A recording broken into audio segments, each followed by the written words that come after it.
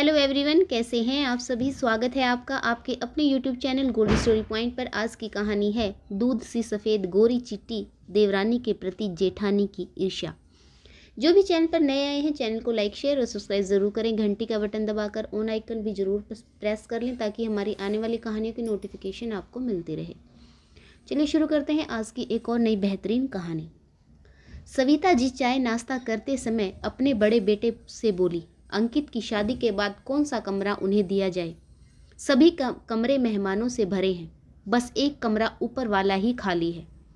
तो वह निस्संकोच भाव से बोला, अरे माँ, इसमें इतना क्या सोचना, हमारे वाला कमरा न्यूली वेड के लिए अच्छा रहेगा। हम ऊपर वाले कमरे में शिफ्ट हो जाएंगे। यह सुन पास बैठी माला मन ही मन बुदबुदा उठी कि आज तक तो जो कमरा हमारा था वह अब श्वेता और अंकित का हो जाएगा। हद हो गई। अरुण ने मेरी इच्छा जानने की ज़रूरत भी नहीं समझी और कह दिया कि न्यूली वेड के लिए यह अच्छा रहेगा।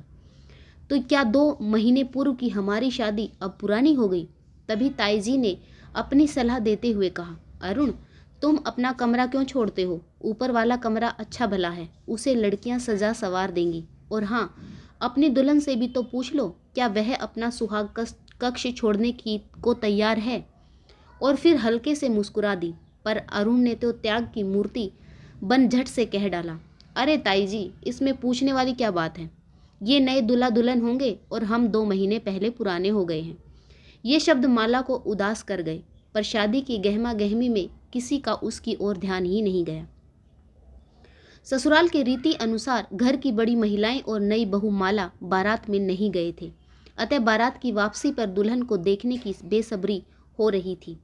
गहनों से लदी छमछम करती श्वेता ने अंकित के संग जैसे ही घर में प्रवेश किया, वैसे ही कई सवर उभरे।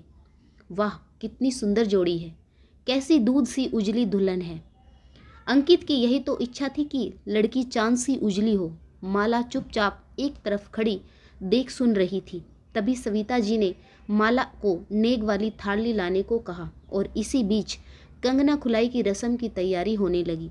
महिलाओं की हंसी ठिठोली और ठहाके गूंज रहे थे, पर माला अपनी कंगना खुलाई की यादों में खो गई। फूल और पानी भरी परात से जब माला ने 3 बार अंगूठी ढूंढ निकाली, तब सभी ने ऐलान कर दिया था, अब तो माला ही राज करेगी और अरुण उसका दीवाना बना घूमेगा। पर माला तो अरुण का चेहरा देखने को भी तरसती रहती है। छोटे भाई की शादी की व्यस्तता व मेहमानों दोस्तों की गहमा गहमी, अरुण माला की तरफ ध्यान ही नहीं दे पाता। माला के कुंवारे सपने साकार होने को तड़पते हैं और मन में उदासी भर देते हैं। फिर भी माला सबके सामने मुस्कुराती बैठी रहती है। शाम 4 बजे रीता ने आवाज़ लगाई, जिसे चाय पीनी हो वह जल्दी से यहाँ आ जाए, मैं दोबारा चाय नहीं बनाऊंगी। अरुण ने भीतर आते हुए कहा, ला मुझे 1 कप चाय पकड़ा दे, फिर बाहर काम से जाना है। फिर रीता ने अरुण को छेड़ते हुए कहा, ठहरो भाई, पहले एक बात बताओ, वह आपके हस्त विज्ञान व दावे का क्या रहा जब आपने कहा था कि मेरी दुल्हन एकदम गोरी चिट्टी होगी। यह बात तो अंकित भैया पर फिट हो गई, कह रीता जोर जोर से हंसने लगी। तभी ताई सास ने अपनी बेटी रीता को डपट दिया, क्या बेहुदगी है, नई नवेली दुल्हन बहुएं हैं, सोच समझ कर बोला करो। और अरुण, तेरी भी मति मारी गई है क्या, जो बेकार की बातों में समय बर्बाद कर रहे हो। शादी के बाद अंकित और श्वेता हनीमून पर ऊटी चले गए ताकि अधिकतम समय एक दूसरे के साथ व्यतीत कर सकें, क्योंकि 20 दिनों के बाद ही अंकित को लंदन लौटना था। श्वेता ने पासपोर्ट और वीज़ा लगने के बाद ही जा पाएगी। हनीमून पर जाने का प्रबंध अरुण ने ही किया था। ये सब बातें माला को रीता ने बताई थी।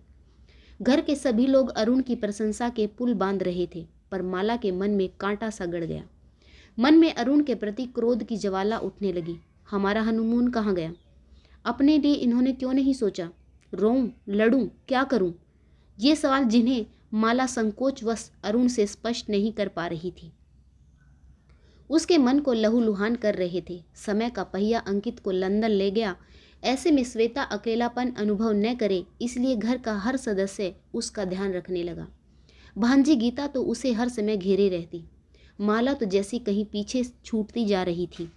तभी माला शाम की धुंधली में अकेली छत पर खड़ी स्वयं से बतिया रही थी। मानती हूँ कि श्वेता को अंकित की याद सताती होगी, पर सारा परिवार उसी से चिपका रहे, यह तो कोई बात नहीं हुई। मैं भी तो 2 माह से यहीं रह रही हूँ और अरुण भी तो दिल्ली से सप्ताह के अंत में 1 दिन के लिए आते हैं। मुझसे हमदर्दी क्यों नहीं? तभी किसी के आने की आहट से उसकी विचारधारा भंग हो गई। माला, तुम यहाँ अकेली क्यों खड़ी हो? चलो नीचे, माँ तुम्हें बुला रही है। और हाँ, कल सुबह की ट्रेन से दिल्ली निकल जाऊँगा। तुम श्वेता का ध्यान रखना, कहीं वह उदास न हो। वैसे तो सभी ध्यान रखते हैं, पर तुम्हारा ध्यान रखना और अच्छा रहेगा। अरुण आगे और कुछ कहता उससे पहले ही माला गुस्से से चिल्ला पड़ी। उफ, सबके लिए आपके मन में कोमल भावनाएं हैं, पर मेरे लिए नहीं। क्या मैं इतनी बड़ी हो गई हूँ कि मैं सबका ध्यान रखूं और खुद को भूल जाऊं? मेरी इच्छाएं, मेरी कल्पनाएं, मेरा हनीमून, उसका क्या? अरुण हैरान सा माला को देखता रह गया। आज तुम्हें यह क्या हो गया है माला?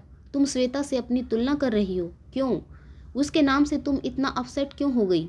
नहीं, मैं किसी से अपनी तुलना क्यों करूँगी? मुझे अपना स्थान चाहिए आपके दिल में। परसों कौशल्याबाई बता रही थी कि अरुण भैया तो ब्याह के लिए तैयार ही नहीं थे। वह तो माँ जी 3 महीने पीछे लगी रही थी, तब उन्होंने हामी भरी थी। तो क्या आपके साथ मेरी शादी जबरदस्ती हुई है? और उस दिन रीता जो हस्त विज्ञान वाली बात कह रही थी, उससे क्या लगता है कि आपकी चाहत शायद कोई और थी? माला ने बात अधूरी छोड़ दी। अरुण नाराजगी जताते हुए बोला, उफ, तुम औरतों के दिमागी घोड़ा बिना लगाम के दौड़ता है। तुम इन छोटी छोटी व्यर्थ की बातों का बतंगड़ बनाना छोड़ो। मन शांत करो, अब नीचे चलो। सब खाने पर इंतजार कर रहे हैं। वह दिन भी आ गया जब माला अरुण के साथ दिल्ली आ गई। यहाँ अपना घर सजाते संवारते उसके सपने भी संवर रहे थे। अरुण के ऑफिस से लौटने से पहले वह स्वयं को आकर्षक बनाने के साथ ही कुछ न कुछ नया पकवान, चाय आदि बनाती। फिर दोनों की गप्पों व कुछ टीवी सीरियल्स देखते देखते रात गहरा जाती तो दोनों एक दूसरे की आगोश में समा जाते। हाँ, एक बार छुट्टी के दिन माला ने दिल्ली दर्शन की इच्छा व्यक्त की थी, तो शनिवार की छुट्टी में भी अरुण अलसाया सा लेटा रहा। एक दिन अरुण के फ़ोन पर गांव से उसकी माँ का फ़ोन आया। अरुण फ़ोन उठाकर बोला, हेलो, अच्छा ठीक है, मैं कल स्टेशन पर पहुंच जाऊंगा। ओके माँ। चाय की ट्रेन लेकर आती माला ने पूछा, किसका फ़ोन था? अरुण बोला, माँ का। श्वेता दिल्ली घूमना चाहती है, वह कल आ रही है, मैं उसे रिसीव करने जाऊंगा। कहकर अरुण ने चाय का कप उठा लिया। श्वेता के आने की खबर से माला का चेहरा उदास हो गया। अरुण से वह चेहरा छुपा न सकी। वह बोला, क्या हुआ? अचानक तुम गुमसुम सी क्यों हो गई? माला बोली, अभी दिन ही कितने हुए थे, हमें साथ समय बिताते। अरुण माला को समझाने लगा, अरे यार, उसके आने से रौनक हो जाएगी, कितना हंसती बोलती है, तुम्हारा भी पूरा दिन मन लगा रहेगा। सारा दिन अकेले बोर हो जाती हूँ। माला चुपचाप चाय की ट्रे लेकर रसोई की ओर बढ़ गई। रसोई में काम करते समय मन ही मन बुदबुदा रही थी। फिर वही श्वेता, क्या वह अपने मायके या ससुराल में नहीं रह सकती थी? कुछ महीने फिर चली आ रही है दाल भात में मुसलचंद बनकर। खैर, मुस्कुराहट तो ओढ़नी ही होगी, वरना अरुण न जाने क्या सोचने लगेंगे। छुट्टी के दिन अरुण श्वेता और माला को एक मॉल में ले गया। वहाँ की चहल पहल और भीड़ का कोई छोर ही नहीं था। श्वेता की खुशी देखते ही बन रही थी। वह बोली, दीदी, आप तो बस जब मन आए यहीं चली आया करो, यहाँ शॉपिंग का मज़ा ही कुछ और है। माला ने उदासी भरे स्वर में कहा, मुझे तो अरुण पहले कभी यहाँ लाए ही नहीं, यह सब तो तुम्हारे कारण हो रहा है। अच्छा, श्वेता का स्वर उत्साहित हो उठा। वही मॉल में खाना खाते समय श्वेता की आंखें चमक रही थी। वह बोली, वाह, खाना कितना स्वादिष्ट है। इस पर अरुण ने हंसकर कहा, मुझे मालूम था कि श्वेता तुम एंजॉय करोगी, तभी तो यहाँ लंच लेने की सोची। और मैं माला ने चिढ़कर अरुण से पूछ ही लिया। अरुण बातें बनाते हुए बोला, अरे तुम तो मेरी अर्धांगिनी हो, जो मुझे पसंद वही तुम्हें पसंद आता है। अब तक मैं तो इतना तो जान ही गया हूँ, इसलिए तुम्हें भी यहाँ आना तो अच्छा लगा ही होगा। बुधवार की सुबह अखबार थामे श्वेता बोली, बिग बाज़ार में 50% बचत पर सेल लगी है, भैया मुझे 5,000 रुपये दे दोगे? 2,000 तो हैं मेरे पास, मैं और दीदी ड्रेसेस लाएंगी। हाँ, क्रेडिट कार्ड ले लेना माला से। दोनों शॉपिंग कर लेना। माला अरुण को मुंह बनाए खड़ी देखती रह गई। क्या यह वही अरुण है जिन्होंने कहा था कि पहले शादी में मिली ड्रेसेस को यूज़ करो फिर नहीं खरीदना? तो क्या श्वेता को शादी में ड्रेसेस का ढेर नहीं मिला है?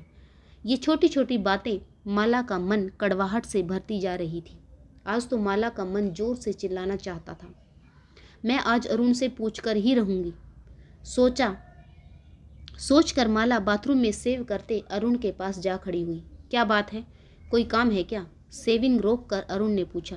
रुआंसी सी होकर माला बोली, क्या मैं ज़बरदस्ती आपके गले मंडी गई हूँ? क्या मुझ में कोई अच्छाई नहीं है? अरुण हाथ में सेविंग ब्रश लिए हैरान सा खड़ा था, पर माला बोलती जा रही थी। हर समय बस श्वेता श्वेता, मुझसे तो परंपरा निभाने की बात करते हैं और उसका बिंदासपन अच्छा लगता है। आखिर क्यों? माला का चेहरा लाल होने के साथ साथ आंसुओं से भी भीग गया था। तुम्हारा तो दिमाग खराब है। तुम्हारे मन में इतनी जलन ईर्ष्या कहाँ से आ गई? श्वेता के नाम से चिढ़ क्यों रही हो? देवरानी तो छोटी बहन जैसी होती है और तुम तो न जाने क्या क्या। बस फिर शुरू हो गया मेरे लिए आपका प्रवचन। उसकी हर बात गुणों से भरी होती है और मेरी बुराई से, कहकर पांव पटकती माला अपने कमरे में चली गई। अरुण बिना नाश्ता किए लंच टिफिन लिए ऑफिस चला गया। उस दिन माला को माइग्रेन का अटैक पड़ा। सिर दर्द धीरे धीरे बढ़ता ही गया, सहन शक्ति से बाहर हो गया। उल्टियों के साथ साथ चक्कर भी आ रहे थे। श्वेता ने मेडिकल किट छान मारी, पर दर्द की कोई गोली नहीं मिली। उसने अरुण को फ़ोन किया तो सेक्रेटरी ने बताया कि मीटिंग में व्यस्त हैं। इधर माला अपना सिर पकड़ रोए जा रही थी। तभी श्वेता 10 मिनट के अंदर ऑटो द्वारा मेडिकल स्टोर से दर्द की दवाई ले आई। कुछ मान मुहार तथा ज़बरदस्ती से माला को दवाई खिलाई। माथे पर बाम लगाकर धीरे धीरे सिर माथे को तब तक दबाती रही जब तक माला को नींद नहीं आई। करीब 2 घंटे बाद माला की आंखें खुली। तबीयत में काफ़ी सुधार था, सिर हल्का लग रहा था। उसने उठकर इधर उधर नज़र दौड़ाई तो देखा श्वेता 2 कप चाय व स्नैक्स लेकर आ रही थी। अरे दीदी, आप उठो नहीं, यह लो चाय और कुछ खा लो। शाम के खाने की चिंता मत करना, मैं बना लूँगी। हाँ, आप जैसा तो नहीं बना पाऊँगी, पर ठीक ठाक बना लूँगी, कहकर उसने चाय का प्याला माला को थमा दिया। माला श्वेता के इस व्यवहार को देख ठगी सी देखती रह गई। क्या हुआ दीदी? माला बोली। मुझे माफ़ कर दो श्वेता, मैंने तो न जाने क्या क्या सोच लिया था। तुम्हें प्रतिद्वंद्वी के रूप में देख रही थी और तूने मेरी इतनी सेवा की। श्वेता बोली, दीदी आपसे कुछ नहीं छुपाऊंगी, सच में मुझे अपने रंग रूप पर अभिमान था। मुझे उतना धैर्य नहीं है जितना आप में, इसलिए मैं आपको चिढ़ाने के लिए अपने में ही व्यस्त रहती थी, आपकी कोई मदद नहीं करती थी। दीदी आप मुझे माफ़ कर दीजिए। आज से हम रिश्ते में भले ही देवरानी जेठानी हैं, पर रहेंगी छोटी बड़ी बहनों की तरह। और फिर दोनों एक दूसरे के गले से लग गई। आज से अपने मन को गलत दिशा की तरफ भटकने से रोकूंगी और तुम्हारे जेठ जी से माफ़ी भी मांगूंगी।